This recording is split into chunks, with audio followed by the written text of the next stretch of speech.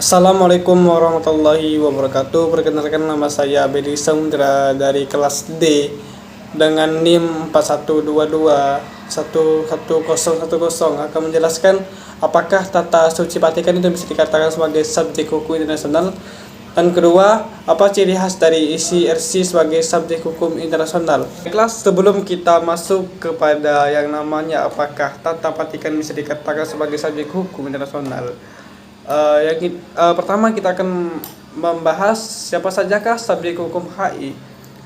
Legal personality, kemampuan untuk bertindak menurut sistem hukum internasional, merujuk pada apa yang dilakukan entitas, bukan pada nama atau sebutan terhadap entitas tersebut.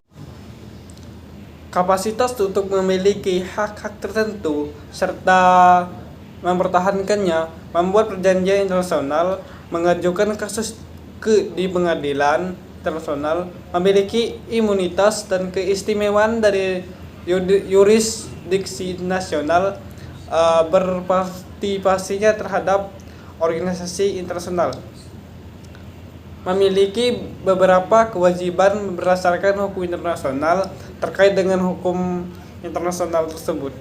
Itu tadi siapa saja subjek hukum HI. Kemudian kita beralih lagi kepada pertanyaan, apakah tata Vatikan bisa dikatakan sebagai subjek hukum?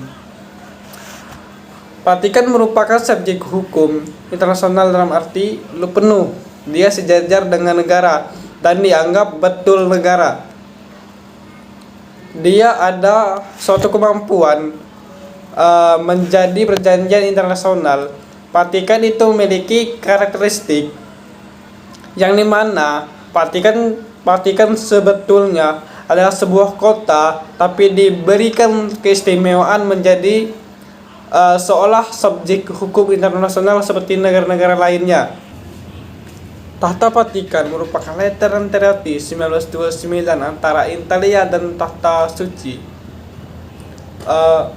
mengembalikan sebidang tanah di Roma kepada Tahta Suci, mengakui Vatikan sebagai negara, mengakui kedaulatan Tahta Suci dalam hubungan internasional atas dasar karakter, tradisi, dan juga misi Tahta Suci. Vatikan merupakan subjek hukum dalam arti penuh, sejajar dengan negara.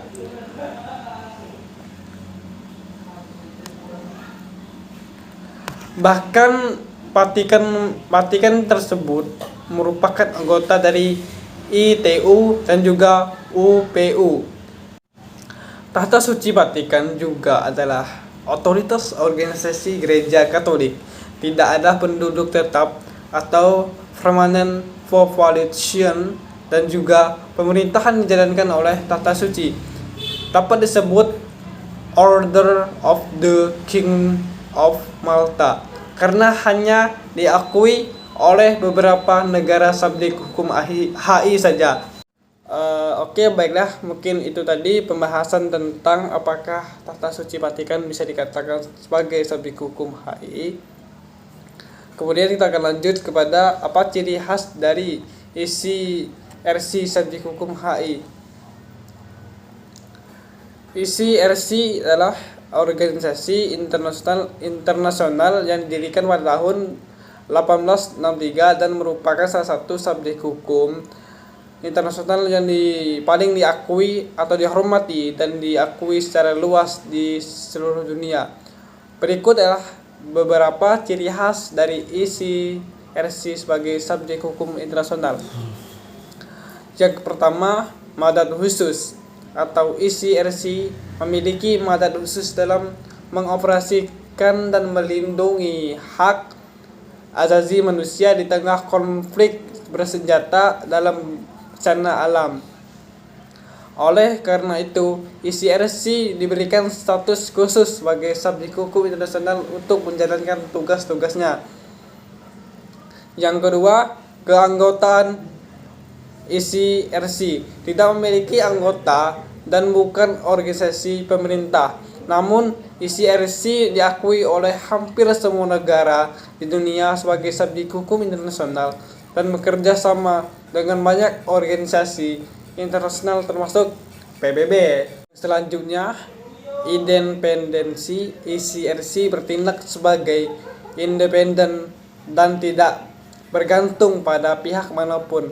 Ini merupakan ICRC untuk menjalankan tugasnya secara efektif tanpa tekanan dari pihak lain.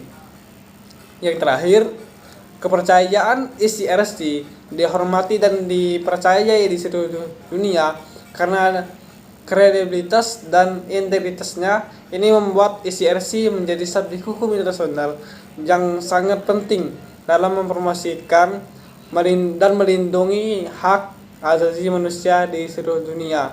Mungkin hanya itu yang bisa saya sampaikan tentang dua pertanyaan tadi, atau dua ulasan pula. Mungkin hanya ini yang bisa sampaikan, apakah Tata Vatikan bisa dikatakan sebagai hukum internasional, dan juga apa ciri khas dari ICRC sebagai subjek hukum internasional.